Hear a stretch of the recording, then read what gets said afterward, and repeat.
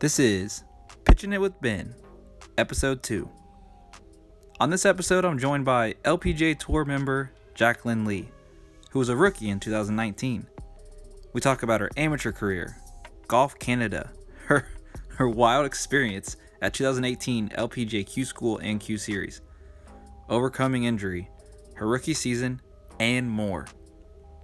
And if you like what you hear, please don't forget to subscribe, like, rate, or comment, depending on how you're listening to this podcast. Thanks for listening. So, Okay. so first of all, Jaclyn Lee. Who is Jaclyn Lee? Oh, that's a tough question. A little 5-foot Asian girl from Calgary, Alberta, with big dreams. And yeah, I'd say that kind of sums me up. I like to work hard, and I've kind of done that throughout my whole career so far. So I'm definitely proud of that, but I know that there's still ways to go in all the things that I can achieve in the sport. Yeah. So, where did this awesome, hardworking journey? When did it begin? When did you pick up a golf club for the first time? I picked it up when I was 10 years old, and my dad got my sister and I into the sport to be a family sport, because with being a family of 4, we'd be a natural foursome out on the golf course. So during the summer of that year, my sister and I played a ton of golf, almost every day, sometimes twice a day. And I'm not sure that you could say that we loved it. I think we tolerated it to play with our family. But when I really did fall in love with the game was when we started competing about a year later. Yeah, and then so I think that's when I realized there was more of a motivation for me to play the sport and get better at it. Were you always pretty naturally competitive at things before you started playing golf? Um, yeah, I would say so. I was doing community soccer, and I did that throughout junior high. And I also did competitive gymnastics for a while when I was younger. That was kind of my main sport between the ages of like 2 to 9. So yeah, I did that quite intensely. But then I kind of just lost the love for that, and I guess that's when golf came in at the perfect time. Yeah. So, golf. Okay. So, your dad or your family started kind of getting you into it, and then Mhm. when did you start? Like, who was an idol of yours or someone you looked up to in the early years? In the early years, actually probably Alex Kong. She's out of British Columbia, and she was a junior that was just dominating the scene because where I picked up golf, it was in Kelowna, BC, and she had won BC Bantams like 3 years in a row, and had just completely wiped the competition all 3 years. So I would say her for the initial years when I was picking up golf. But then when I started competing more and more in Alberta and doing more than just like the twice a year tournaments, Jennifer Ha, she's out of Alberta and Calgary like me, and she was the one who was very dominant on the Alberta scene, and she was definitely an inspirational kind of junior that I looked up to when I was picking up the game. Okay. And then you started to get better. I mean, looking at your record, you had a very good amateur career. What's some of the highlights looking back on that? Yeah, I think that sometimes you forget to think about all the highlights you've had early on in the career. So I think competing for Alberta in the Western Canada Summer Games, I think that was kind of one of my first team events in representing my province, and that was really special. That's definitely an event and memory that I will never forget. Same with the Canada Summer Games to represent my province there. that was also quite an experience. Winning the Alberta Junior when I was 16, so I won the junior and the juvenile title at the same time, and then winning my first Alberta Am. Yeah, that was really cool um, to kind of win it wire to wire. That was a really special event. Kind of proved to myself what I was capable of. Because I remember going into that event, that was my first ever Alberta Amateur I'd ever played in, and I was just hoping to, post like a top 5 or something and shoot some respectable scores. But yeah, and then I ended up coming out a winner at that, so that was fun. And then I think closer to finishing off my junior career would have been um, getting below amateur at the Canadian Open. So yeah, that was some really nice highlights to kind of just go back and reminisce on for sure. Yeah. Can you talk about just the support that you get there in Canada? I'm jumping ahead a little bit of where I was planning on going, but like Mm-hmm. organizations such as Golf Canada and I feel like I haven't seen anything quite like it, at least here in the US. Like I feel like there's a lot of support for the junior players, and like even I'm checking out the website earlier, like they have the young pro squad. So like Yep. let's see, there's you can tell me about it. Developmental squad, amateur squad, young pro squad. It's like Mm-hmm. so Yeah. can you talk about that a little bit? The support by Golf Canada is unmatched. I mean, for me personally, I've been a part of the program for the past 7 years. So I have been on the development team, on the amateur team, and now on the young pro squad. And quite honestly, what they do is amazing for us. I think that they provide us opportunities that most people don't normally get on their own. So to be able to have that support monthly and daily and weekly, depending on like what team you're on, and you have your internal support team that you can lean on, where you have your strength coach, your sports psych, and your physiotherapist and your head coach. There's so many different people that you can lean on, and I think in each step of the program you can really learn different things. So as when I was on the development team, I really learned how to be independent at a young age, so that by the time I got to college and I was on the amateur team, like I already knew how to travel by myself, and I already knew how to do a lot of things that people may have just been learning on their first day of college, and knowing how important time management is. I mean, we did miss quite a bit of school when I was on the development team. They have changed the program since I've been on, where they're out at Bear Mountain now. But when I was on the development team, we did monthly training camps. So we'd miss 4 or 5 days of school each month. And so that required a lot of planning on my end to try and get my homework done early, do it on the plane and do it while we're traveling, because our camps were full on. We would work nonstop from morning till night. And I mean, it sounds like a lot, but at the same time, you have to understand that, like, let's say it's November and courses are closed in Canada, and so you get to go down to Florida for 5 days. Of course, you're going to make the most use of your time while you're down there. So I think that being in an environment with other juniors and other people as well who had the same goals as you and had the same mindset as you, that was also a really great thing, to kind of be teamed up with the best juniors and amateurs and pros in the country, and to kind of feed off each other's energy.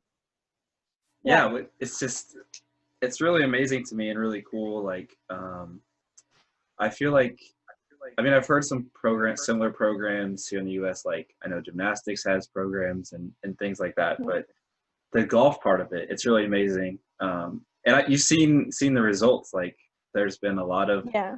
and also that preparation. I think you can't really put into quite put it into perspective how valuable that is. Like being able to travel, like knowing what that's like, traveling on by yourself and stuff like Yes.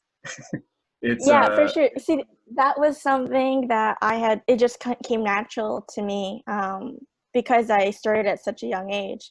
And then it wasn't until I got to college and some of my teammates had never stayed in a hotel alone or traveled at an airport alone. And I was like, oh my gosh, I've been doing this for like the last 3-4 years, and these people are doing it for the first time.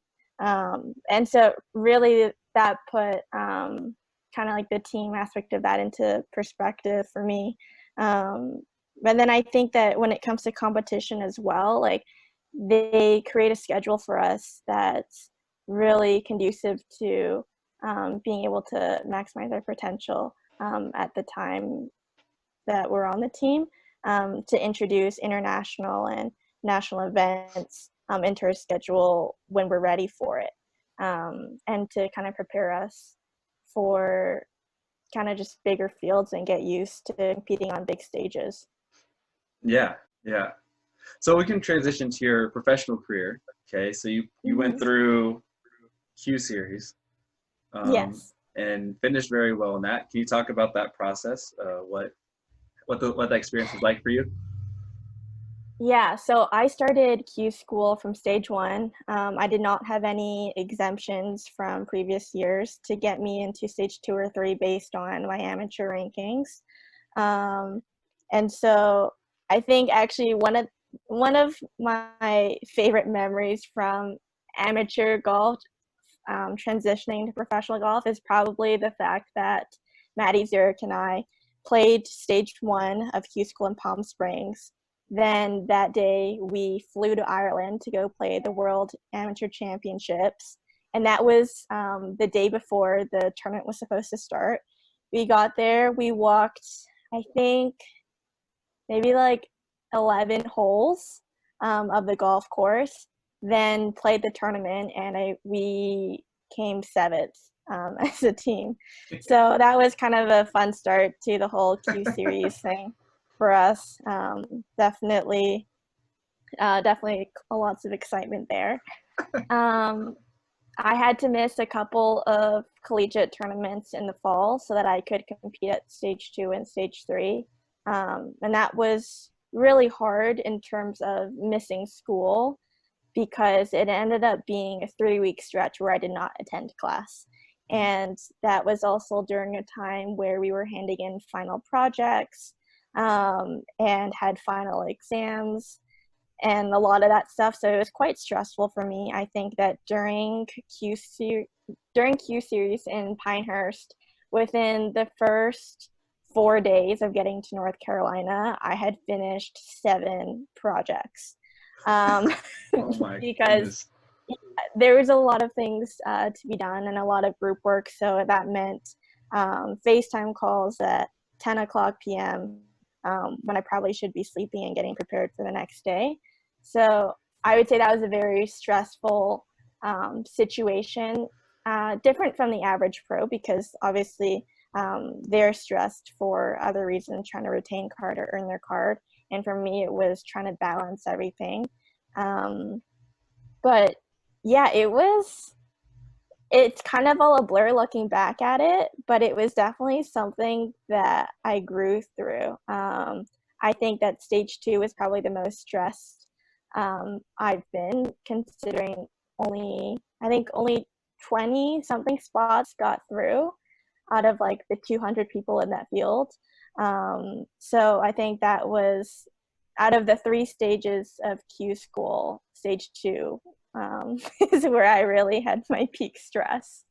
So after getting through that Q series in North Carolina, that was a fun experience, other than the whole school and rain delay and all that stuff, because I had stayed with a host family in Pinehurst in previous years for the North and South. So I was able to stay with them again for Q series, and so it felt like home, and it was nice to be able to spend time with them again. And that probably helped keep my nerves calm, because my parents weren't there. I told them not to, because I was like, I made it through stage 1 and 2 on my own. Like I knew that they wanted to come and support me at Q-series, but I'm also like, you know what, like, I don't really need you here. Like, I'm going to be busy. I'm not going to be able to see you a ton anyways. So we'll celebrate afterwards was kind of what I what I told them.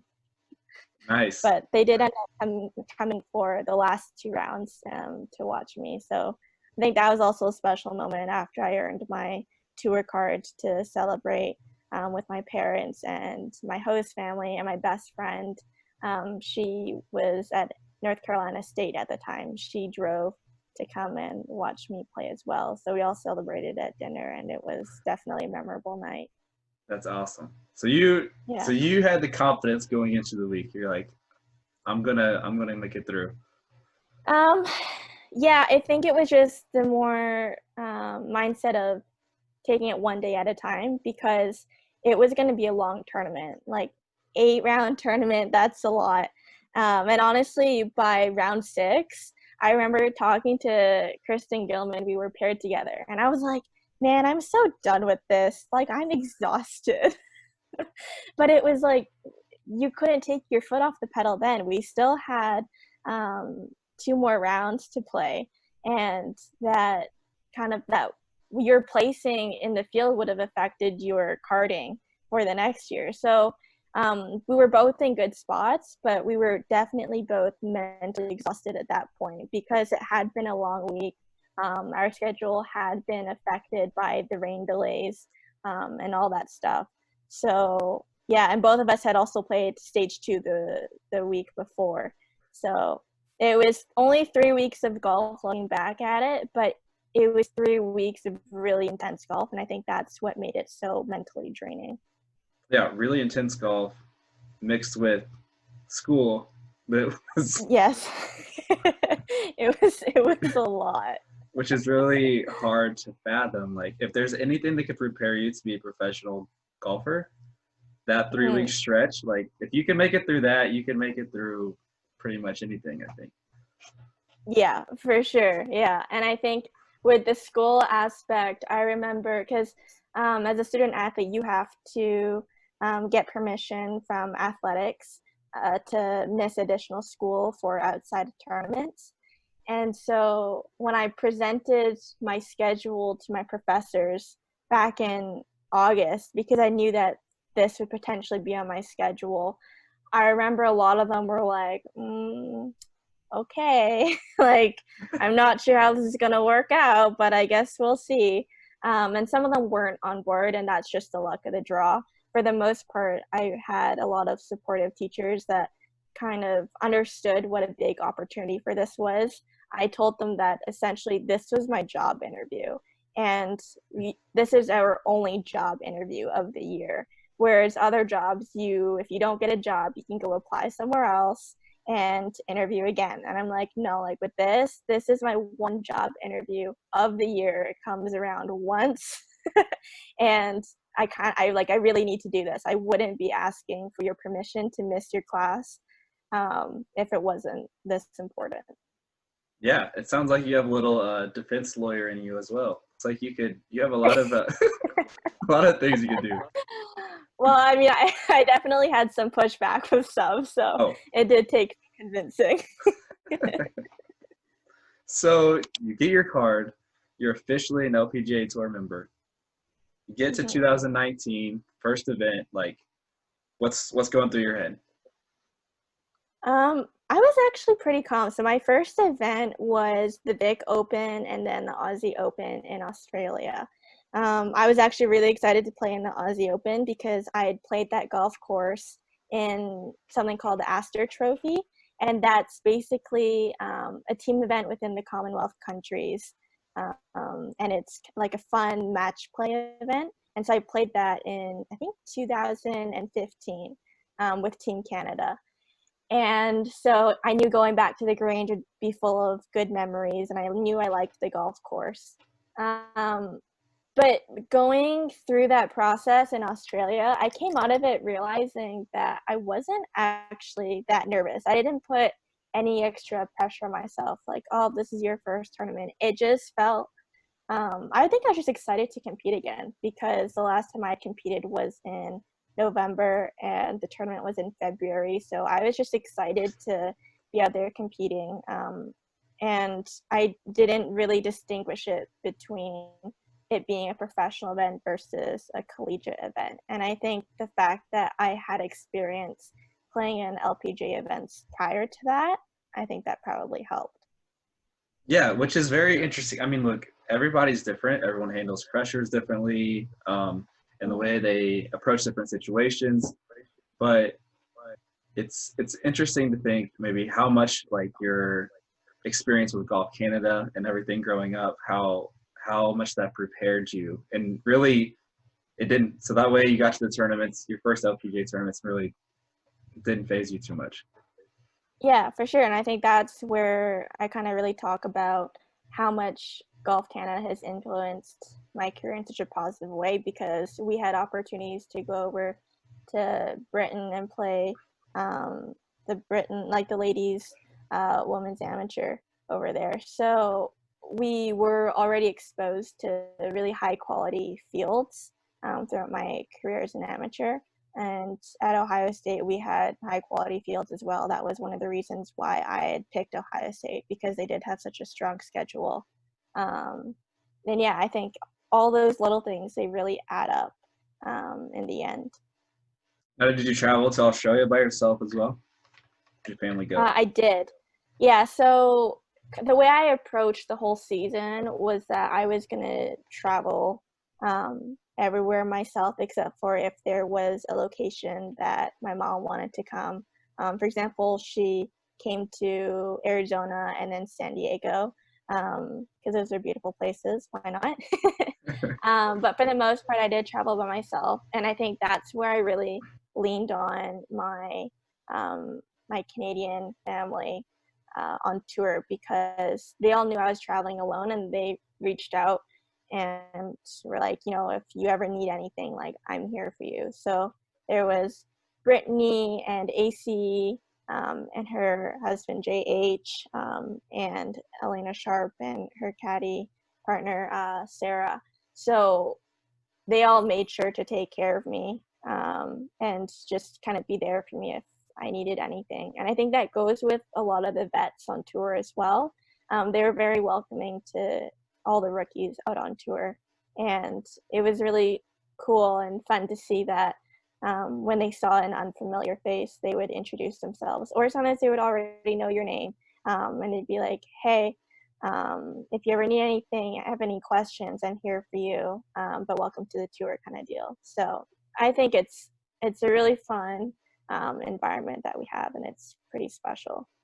Yeah, compared to some of the other career choices that you mentioned that you've thought about in your life, people for if you're starting a new job, or for the rookies, like, they're not necessarily always so welcoming. It's not always the most welcoming environment. I think that it is, most people are, but sometimes it's people feel threatened, or like new person Sure. in town. And the LPGA, that's something I've noticed just from being around everybody out there. Like, yeah, it is much more of a family vibe. On top of that, you have like the family inside the family with the fellow Canadians, and like it must be nice to really feel all that support. Yeah, I think that we're really lucky, because I think part of it with the Canadian family being so close is that most of us do have that connection through Golf Canada. So we've known each other, or at least we've been aware of each other for the past little while. So kind of when you see another Canadian out on tour, it's really fun. And yeah, I think that maybe the reason why it's such a welcoming environment when you are a rookie is because everyone remembers how hard rookie year was.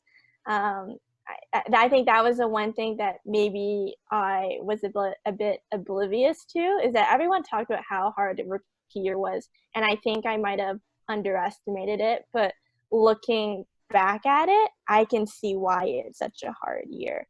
And going through all the emotions myself, I'm like, yeah, that was pretty tough. Yeah. So yeah, definitely a lot of reflection postseason, and you kind of realize kind of where you could have handled things better and improved upon others. Yeah. So speaking of the season, it might not have gone necessarily, I don't think, or it may not have gone exactly how you planned it to, and then No. injury creeped in, correct? Hmm. Can you talk about that, like kind of what happened, and then follow up Yeah. questions So after that?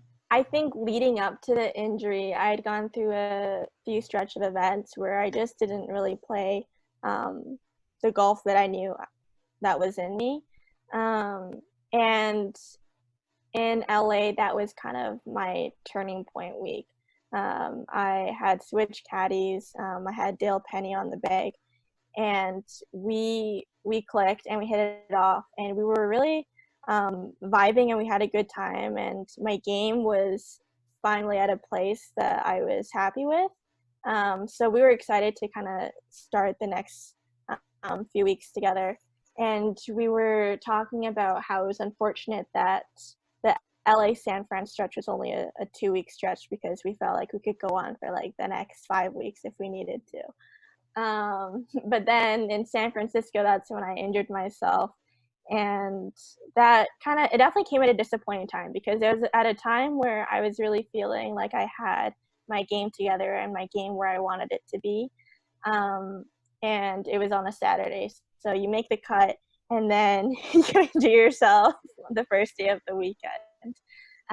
Definitely an injury that I had never experienced before. And I think that was the most terrifying part of it, because I had dealt with tendonitis in my wrist or my elbow in years past, but the injury that I had sustained that Saturday morning was like no other. I had never experienced that kind of pain before. I didn't know what it was, and yeah, definitely not the start to the rookie year that I definitely envisioned. So it was really tough for the next couple of weeks after that, because I was still in limbo. I still didn't know the diagnosis of my injury. So then that led to, I didn't know what the prognosis was. And of course, people are checking in on you because they want to see that you're okay. They saw that you withdrawn, and they're concerned. So I think those few weeks are really tough for me, because I didn't have any answers to people that were wondering about me. And so it was scary not knowing what my future was going to hold, if this was going to be a career-ending injury, or what. So yeah, that was definitely a scary time. But I ended up rehabbing and recovering within about like 6 weeks, and I returned to play, and I played for another 6 weeks out on tour when I came back. And then there's a gap between the Europe events and the Canadian Open. And so during that time is when I re-injured my wrist and had to then sit out the rest of the season. So definitely a roller coaster of a season, and that's putting it lightly. Right. So, which is really, golf is such a funny game because so much of it's mental, so much of it's physical, and then of course talent, like a mixture of everything. And to put it, to kind of get that turning point where it starts to click, and then something like a injury happens, and then you don't know, like I can't really understand or comprehend like the emotions that probably puts you through. But can you talk about, so the season kind of ends for you, so you start rehabbing though, Yeah. and how are you feeling today, and then what have you learned about yourself during this like recovery process and getting back out there? Yeah, so the recovery, the second go around, has definitely been slower than the first time. And I don't know why it's been slower, but I mean, it is what it is. And there's nothing I'm going to change about it, because at the end of the day, my team and I, we make decisions on what's going to get me healthy and not what's going to get me to play the soonest. And so we definitely did a deep dive into what was causing the injury, because the first time it happened, it was kind of, I mean, no one really had answers.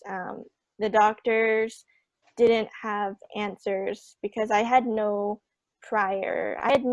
like prior injuries like leading up to this that kind of gave us any inkling that this would happen.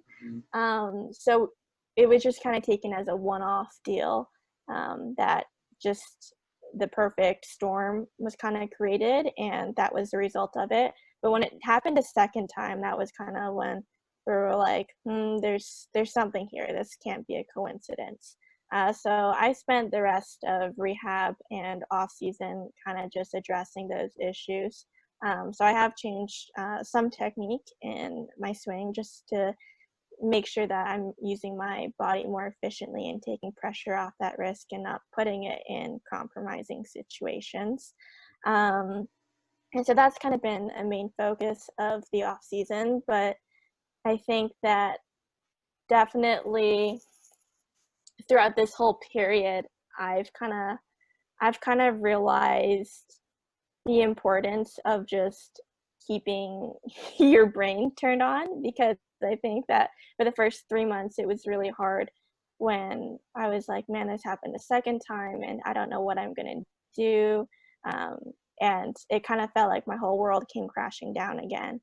And so I was up and down emotionally a lot for the first 3 months and just trying to like wrap my head around it. And then when I tried to get back into it, I'm like, I forgot like the most basic things. Like I forgot about like what a pre-shot routine was for. So kind of easing myself back into the game, that was definitely a learning process. It wasn't that I'd forgotten how to do everything, but I just needed some little reminders of kind of what made me tick before. And I think that this time has also kind of forced me to kind of figure out what my other hobbies are, because I think that so much is that we're not defined by our professions, but golf is definitely a huge part of my life. And to have that taken away from me for such a long period of time, it was kind of like, well, what are you doing now? And that was kind of something that I needed to figure out for myself.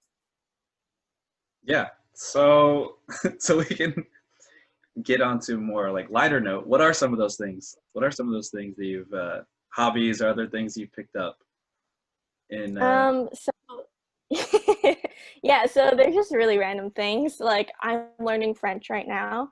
And I mean, obviously French is our second language in Canada. But other than that, I do have a few friends in Arizona who speak French, and they're not Canadian. So I feel a little guilty that they can speak better French than I can. So I'll have conversations with them. We're still in the early learning stages of that. But I also love to cook and bake. So especially during this quarantine time, I've been baking and cooking things, just because when you're on the road and competing, you don't have a chance to really tap into that hobby if it is one for you. So I've been doing that and taking advantage of having a good kitchen, and people to eat my food. what's your personal favorite thing that you've made? I mean, I made soup dumplings the other day. In Cantonese, they're called silong bao, and they're really hard to make because you want the wrapper to be like as thin as possible so it's not doughy. I think that's probably like I don't know if it's my favorite thing to make, but I think it's one of the things I'm most proud of that I made, because it is such a difficult dish to make. But yeah, Yeah, I like trying everything.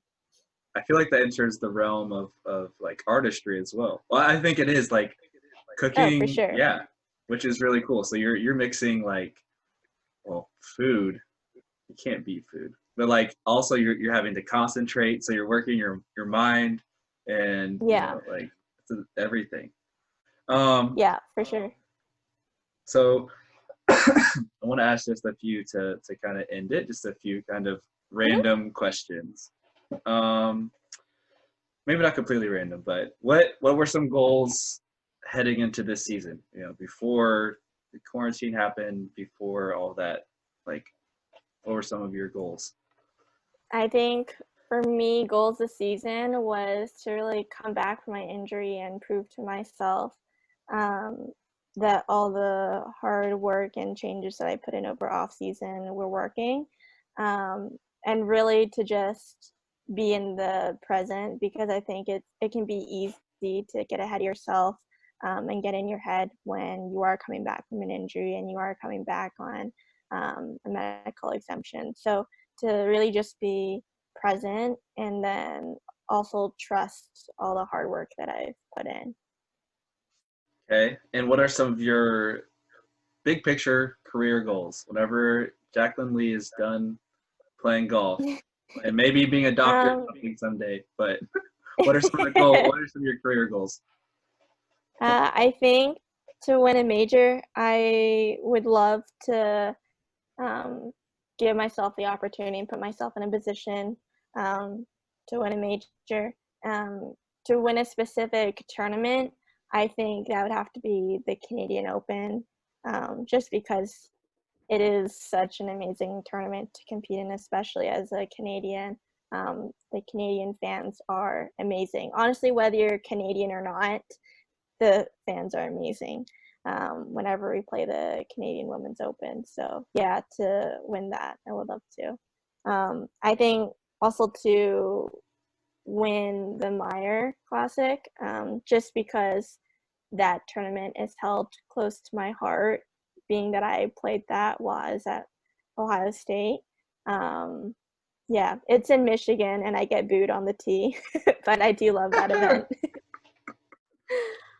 I like that event too. It was one of the first events that I went to, and so then like it a different reason, special place in my heart from you. But that's funny that you can go into a place and get booed and it feels special. But Yeah, for sure. And I'd love to represent Canada at the Olympics as well. I ooh, don't think that I necessarily had that dream when I was a kid, just because golf wasn't in the Olympics when I was growing up. But I think, I mean, I love representing my country. So to be able to represent my country at like the biggest athletic event in the world, I think that would be a dream come true for sure. it'd be so cool. Oh my goodness. And I can't imagine like the support that the Canadian fans would give you would just be Yeah, just chills. yeah. Even for me as an American, like getting chills You too. can be half Canadian. I could be half Canadian. Okay, like Yeah, honorary Canadian. yeah, an honorary half Canadian. Sounds good to me. Do you have any superstitions? I I do have a lot, and I don't know if I can necessarily name them, but it's just like little quirks that I do that I don't know that I have until I do them. So it's not like I have a specific routine each morning that it's like, oh, if I don't do this, like something bad's gonna happen. But just like little things during the day that it can be random. I'll become superstitious about it. So yes. Well, I can 100% relate to that because I'm the same way. Like with me, I tend to be like the opposite, like opposite superstitions. So, like it'll sound really ridiculous to you, but like say in high school, someone was like, the custodian was changing one of the lights and they had a ladder up. You're not supposed to walk under a ladder, right? Yes. You Mm. walk under the Walk under ladder. the ladder. Or, or like opening up an umbrella inside, little things like that. I played baseball growing up. Everyone's like, don't step on the line. And I just be like, just step all over the line. Like, so they're like You're superstitions. rebellious. I mean, low key, kind of, just it's just a few things. But I have a few of Right. those like things too I don't think about. I don't realize that I do them. like I don't wake up every day saying like I have to do this, right? That's kind of what you're saying, Right. I think. Yeah, yeah. Yeah, That yeah. makes So it's hard for me to really name them, but I know I am superstitious. that makes total sense to me. How about what's been your favorite golf memory so far?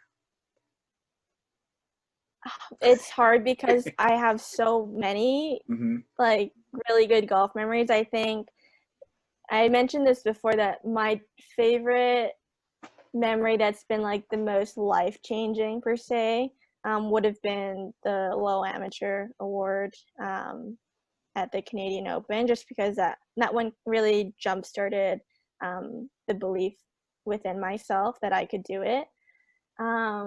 But honestly, like playing in the World Amateur, going through the whole process of Q-series, playing in the Meyer, and then winning Big Ten championships and going to the NCAA match play portion with my team at Ohio State. Um, so many different memories that I have that just like stand out, but I think that the Canadian Open one is probably on top, only because I mean it's hard to beat having that be your first LPGA event. It was first LPGA event, made the cut, had one of my good friends on the bag, and was not even it was like in hometown, like in Calgary. It's not like it was just like in Edmonton or Vancouver, like it was in Calgary. So I think all those things together, I think that really kind of makes that the peak for me. Sounds perfect to me because I know that's an unfair question most of the time. Like when people ask Yeah. that, it's like I should have asked you. I try to ask like top three or like give you a choice. Kind of like when you're going out to eat with friends and they're like, "Where do you want to go to eat?" And like, I don't Yes. know, you choose. I'm like, I don't know. Okay, I would just get three choices everyone's fine with, and then wherever we go is fine. Like, but but that's really cool that you have that moment. And so, do you think winning in Calgary, winning Canadian Open in Calgary, if it were to happen, do you think that would replace it? Oh, for sure. Yeah, that would replace it. But yeah, that was definitely a really cool event because I think that people that I played golf with, um, like really early on in my junior career, they had come out to watch me play, and stuff like that. So I guess I didn't realize how many supporters I had until I played that event. And Autograph Alley was insane for me, and it was just so overwhelming, but in a really great way. And I think probably my favorite moment of that week was on Saturday when we were coming up 18, and I was playing with Minji Lee and Stacey Lewis, Oh, and both of them phenomenal players. I mean, Stacey has been former world number one, and Minji top 10 player in the world. And coming up 18, I had the loudest cheers from the gallery, and it was just like, wow, this is super cool. that's amazing. What a group to finish with too. I've a Yeah. okay, interesting question because I know that what I did, and I never became a professional athlete, but working on your signature, your autograph, is that something you thought about, like when you were younger? Like, I'm going to be pro someday, so I Oh, need to work on my autograph? Or did you just, you yeah. know, No, that definitely came into play when I was younger because um, in that age when you had to kind of come up with your autograph, or at least like your signature, it was like, all right, like it has to be a cool one because if you're like signing things, then like it can't be weird looking or something. So yeah, I definitely worked on that when I was younger for sure. how similar is it to today, to that signature, your original? Pretty close. Yeah. Yeah. I definitely did put in a lot of time, time and effort in coming up with it. So it's definitely stuck. That's awesome. Well, I hope you you have the opportunity to sign many autographs throughout the coming years. Yeah. Um, what about your most embarrassing moment on a golf course that you feel comfortable sharing? Oh, I think that probably happened at the Canadian Open as well. I think it was hole 6, and Stacy had just birdied the hole before, and I had had honors up until then, and I think I was just on like autopilot, and I took her honors. Like, tee was in the ground, I was ready to hit the ball, and then as I'm standing over the ball, I'm like, oh my god, this is not my honors. And I picked up I picked up my ball and I walked off the tee, and I was like, I'm so sorry, you can go. Um and I was just so embarrassed about it because I had a huge crowd following as well. And so yeah, that was embarrassing. I mean, she didn't mind, but in my head I was like traumatized. And then when it was my turn to hit, I hit like the worst tee shot ever because I was still thinking about it. You're thinking more about that shot than your first tee shot as a professional. Yes. Yeah, that was definitely an embarrassing moment for sure. That's a good story. Uh, what's what is your best round and your favorite round that you've ever played? Maybe they're the um same. yeah, actually they probably are the same. So in college, I had shot 64, 69, 64. And I ended up winning the tournament, but to shoot 64 twice for the first time and then twice in the same event, that was pretty cool.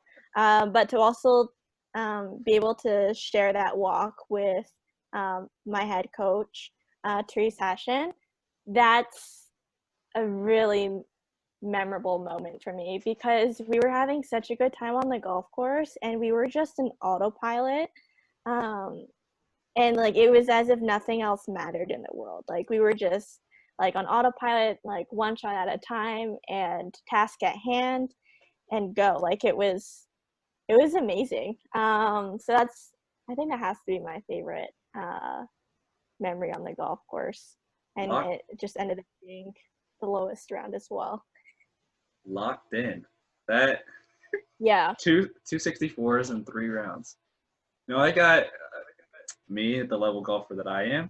Like I got so pumped. I shot back to back 77s, which I mean it's good, but like to to go another 13 shots lower, that's Yeah. wild. That's wild. Um, Yeah, it was just fun. Yeah, I mean I have so many memorable moments in college, but I think specifically those 2 rounds with my coach, I think that's something her and I will never forget. I think I mean also playing in the US Amateur, she was on my bag in Tennessee, and we also had a great walk. Like we just learned so much about each other, and we work really well together. I think that um, what I wanted out of a college coach is probably different than what a lot of other girls want, but I think that worked in our favor just because my coach and I, we did get along on the golf course really well.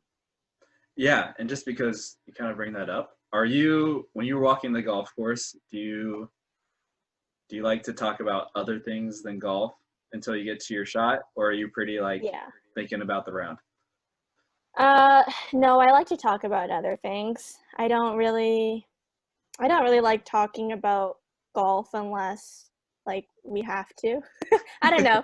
Any subject pretty much it can be fair game for me when we're chatting on the golf course. But unless we're talking about like good memories of or like previous experiences, like I'm not really talking about kind of like the current round per I got se. you. I got you. Mhm. Okay, just a couple more questions. Yeah. Favorite course that you've played or courses that you've played? Okay, so I really do love my hometown course at Glencoe. We have 45 holes there, but they have a course called the Forest, and it is a championship golf course for sure. It's beautiful. Um, I think that Palos Verdes in California, I really like that one. Ohio State hosted a tournament there every year, so that course holds a special place in my heart. Um, but I think that one golf course that really blew me away was Karsten Creek in Stillwater, Oklahoma. That's where OSU plays out of. And I remember doing the walkthrough for NCAAs that year and just thinking, wow, this is a championship golf course. Like, they could not have picked any better of a course to test us on. And it was like, just that the greens and the fairways were impeccable. And every tee shot was so demanding. Yeah, I really do like that golf course. So it's kind of coming back to me, trying to remember. Like, I've watched a lot of rounds of golf, but I'm remembering that week. Let's see. How did you do that week? I think you already know. I came 5th that week, but I was tied for the lead going into hole 16. Then it kind of, I bogeyed that one. It was not a great bogey. I didn't have a shot going into the green on 16, and then 17, I had lost my ball off the tee, so it kind of crumbled after that point. But it was a good battle between Jennifer Kupcho and I, and I think that we both look back on that tournament as just like a really, it was a, I guess it wasn't necessarily fun in the moment because we were both competing for something that we really wanted. But looking back, it was just like kind of a fun memory moment that we shared together. And I do remember thinking when we finished 18 and Jen had won, I remember being like happy for her because the year before she had kind of lost it in the end when it was at Rich Harvest Farms. She had the lead going into the last couple holes and then hit her shot into the water on 17, I believe. So for her to come back and win it the next year at Karsten Creek, I was like, you know what, like, good for her. And I was happy that it was her that I lost to because it was kind of a really nice story of resilience. But yeah. That week for me came with a lot of emotions because I think that if you had told me at the beginning of the week that I was gonna come 5th, I'd have been like, okay, cool, that's a really good week. But then finishing the week and I came 5th, I was disappointed because I had a chance to win it and that kind of slipped through my hands. So it was definitely bittersweet. So I think in that sense, it's all about perspective. Still looking back at it, like that year for me was a phenomenal year. I mean, I had come top 5 in all the major events that you could play that summer. So it was, to look back and see that I had that accomplishment, it was like, okay, yeah, like it was a good year that you should be proud of and not dwell on the little details. Yeah. See, I feel like it, in my head, in my memory, I feel like I remember seeing your name coming up a lot. And like, I know there's this like, the bittersweetness that you're talking about between like not quite pulling out a win and maybe a couple situations you feel like you should have, but you still played really good golf. And and Jennifer, she's getting a few of these battles that one-on-one battles like Maria at Augusta National last year. And she's come out on top. It sounds like I think some of you are going to get another chance to go at her and then maybe a little redemption maybe at some point. Yeah, I mean, I hope so. I like Jen, we were roommates down in Arizona, so we've definitely gotten a lot closer over the last few months. She's a great person, and like we just have a lot of fun together on the golf course, and it's funny just like seeing her off the golf course and then on the golf course. She definitely switches on, and she's a feisty competitor, but we all are like that. I mean, for me, I know that sometimes I can talk a lot and I love to laugh and all that stuff. But when I am on the golf course, I can really switch on and be focused at the task at hand. So it's I think really fun to see your competitors both on and off the golf course, just to kind of see the differences and similarities. Yeah, for sure. And just thinking about all the team events and things, you played quite a bit of match play growing up. Do you enjoy match play? Do you wish there was So I actually haven't played a ton of match play growing up. I think that's more prevalent in amateur golf in the States compared to Canada. Like when I played the women's British amateur last year and made it to match play, I mean, every time I was put in that situation, be like, all right, so what is match play strategy exactly? Like, I don't have a ton of match play experience, but I do like it. And I think that it kind of brings out another side of you as a competitor, which is fun. Yeah, I wish that, again, as I talk to a lot of you professional golfers, it's like I try to like relate, which I can't really relate, but like in my limited competitive experiences, I play like maybe one competitive tournament a year, like our city tournament, just open to everybody. But I feel like I would enjoy match play because what always sets me back is usually like one or two holes that like really bad, like triple or worse. That like I play really good. Like I had rounds I shoot like 80, but I had 15 pars, and it's like. Anyway, I feel like match play would be something I would enjoy doing. So I would someday. That's what I hope to. I hope to get into a few match play events. That's what I would like to do. Yeah, no, match play is definitely it's been fun. I think that an event that I really enjoyed last year on tour was the partner event, the Dow event, because it was just something different to break up our season. Because we're so focused on playing stroke play all year and by yourself. And then to have an event where you had a partner, that was really cool. I think that it was a fun way to break up our season and kind of just look at competition a little bit different. Yeah, I feel like I have heard. I mean, everyone seems to have really enjoyed that event. I really enjoyed that event. Actually, I had to leave that week early because it was the weekend was the city tournament that I played. Oh. So it was like a bittersweet moment for me. But like I enjoyed the day. I was there for the first round and half of the second round. But yeah, I think that was a really cool event too. It's just something different. Yeah. Because okay. I think that we're more exposed to that in like college golf or amateur golf, but then as soon as you get into professional ranks, you don't really have a lot of opportunities to have fun events like that. So I think it was a nice break in the season. Yeah, literally, I have never seen so many smiles on a golf course. Like just smiling, laughing, like, I mean, you're still competing, but I feel like everyone, it was a little more fun.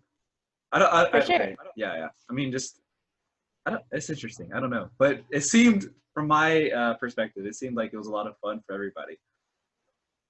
Yeah, I think that there's a lot of rave reviews. Okay, a couple of bucket list courses for you. Or do you have any? I mean, I think Augusta would definitely be one. I mean, I could have played it if I did not turn pro early and decided to stay amateur and play in the Augusta women's amateur. But I think that down the road, I would love to play that golf course.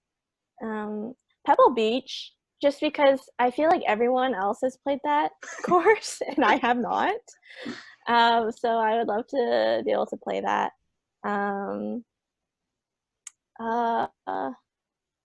I think Cabot Links at some point, just because I've heard a lot of good things about it, but haven't made the trip out east to go play it yet. And yeah, I think those would be my top three for now. I'm probably missing a whole boatload of great courses. But that's the thing. There's so many like great courses that we can play. I think that that's what makes the sport really fun. I mean, being in Columbus, I've been able to play Muirfield Village and Scioto. So, and there's a ton of great golf courses in the area as well. I think that a lot of people don't realize how many amazing golf courses they have right in their backyard. And I think that that's a little bit unfortunate because, I mean, when I was in Ohio, I didn't think that we had a ton of great courses. And then I started realizing like we have some pretty iconic golf courses in Ohio, and that's pretty special. So yeah, Did you ever play at definitely. Firestone? No, we had the opportunity to, I think my junior year, but the golf course didn't quite match up with what we were trying to prepare for at regionals. So we ended up not playing that, but that definitely is a golf course that I'd like to play as well. Someday. Yeah, golf and golf courses. Um, if when we do Instagram Live, if Christina Kim jumps on, which she's been I don't know if you know her at all, but like she's been getting on most of my lives and just commenting and oh my goodness. If you talk to her about golf courses, like she can go on forever. Like she knows so much. about Christina, she's funny. I really like her. She was definitely one of the vets out on tour who I think it was the Australian Open, and I walked past her in the hallway and she was like, "Hey, Jaclyn," and I was like, I just kind of did a double take because I was like, she knows who I am. But yeah, she's great. I really like her. that's totally her too. Like I could talk about stories about her for a long time, but okay, what going back to last year or your time on the tour, do you have a favorite tour story that kind of stands out to you? On the golf course, off the golf course, or in a pro-am or anything. Favorite tour story. Or a Okay, memorable well, one. I think that, I mean, obviously my injury that year was very memorable. But I think that just the experience in general, because I really had a good time getting to know all the players on tour and kind of figuring out who my close friends were. And I think getting close to different players throughout the season I think that was something cool and nice to see because in the beginning you kind of stick to people that you know, but then as the season goes on, your circle expands more, and then you meet some really good people that you're like, man, I really hope that we're friends for life kind of deal. So I think that friendship aspect has really been memorable for me out on tour. I will say though that the milkshakes at the KPMG at Hazeltine were phenomenal. That definitely stands out. Yeah, I mean to get to play Hazeltine, like that was amazing. Yeah. That was awesome to be there as well. Oh my goodness. That's a massive golf course. And the history there, like that was really cool.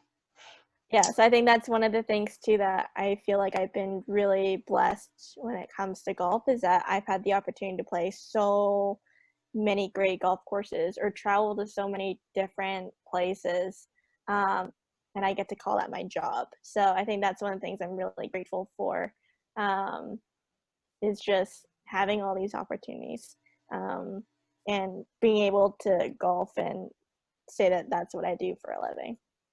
Yeah, for sure. Very, very fortunate for sure. Okay, and so to wrap things up, it's kind of related, but what part of tour life are you looking forward to the most when golf resumes? When we can all competing. Yeah, I think that maybe last year I would have said to see everyone again, and to kind of reunite with people I haven't seen in a while. And yeah, I'm looking forward to that for sure. But I also think that I just miss competing. It's definitely been a long off season, especially for me, having that my off season started last year, kind of late summer. So I am excited to get back to competing, kind of get that adrenaline rush again. Sounds good to me. I think I'm excited to see everyone start competing, and it's gonna be so interesting just to see where everybody's at. Like, you know, some people are able to train more than others, and I mean, and of course, we also don't know when it's actually gonna come like start back again. So yeah, you know, who's gonna be? Some people will be a little more ready than others, and maybe some for nerves. sure. Yeah, all these things. Yeah. I think this season is going to be one for the history books.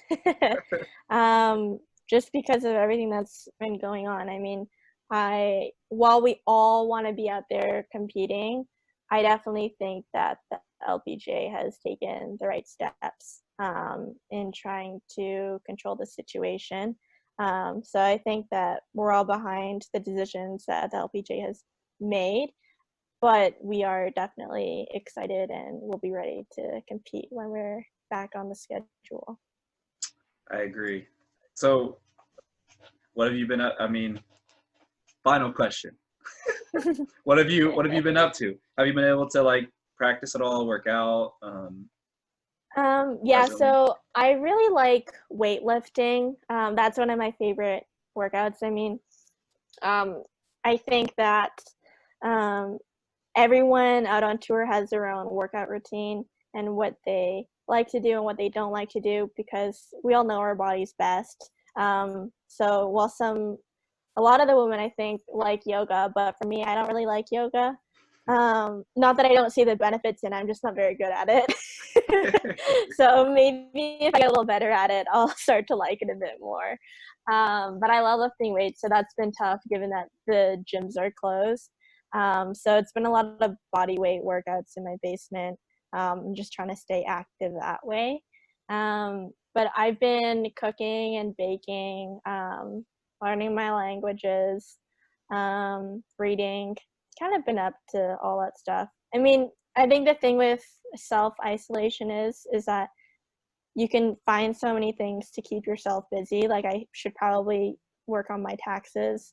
I definitely have to do that and need to take advantage of this time. But just doing the same thing over and over again each day, that's the part that gets redundant and boring. It's not that we're not busy during this time. It's just that it's hard to keep things interesting, I guess. But yeah, that's kind of what I've been up to. I did do some puzzling the other week, and we only had a 3D puzzle in the house, but that's definitely something that I'm never going to do again, because I think I got way more gray hairs out of that than I did during freshman year of college. More than that 3-week stretch of Q-series and finals? Maybe not, but it definitely, I wanted to give up. I remember at one point while I was doing that puzzle, I was like, man, this kind of reminds me of like being on the golf course a little bit, because I want to give up so bad right now, but there's no way I can give up. So powered through it. But yeah, I wouldn't necessarily recommend. Okay. Noted. Well, Jaclyn, I really appreciate you taking some time to talk, and I hope that we can all see each other on a golf course, not virtually. It's been good to connect with people, but it's not quite the same. But it is nice to be able to do this, though. For sure. Yeah. No, it's been great talking to you as well. I think that we're all maybe a little bit sick of the virtual communication at this point, but it is what we have, and at least we have that. So yeah, I'm excited to see people in person soon. Me too. All right, Jaclyn, thank you. All right, no worries. Thank you. Bye.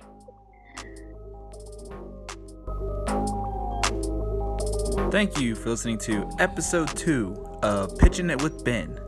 I really appreciate everyone that's listening, and I'll see you on episode 3.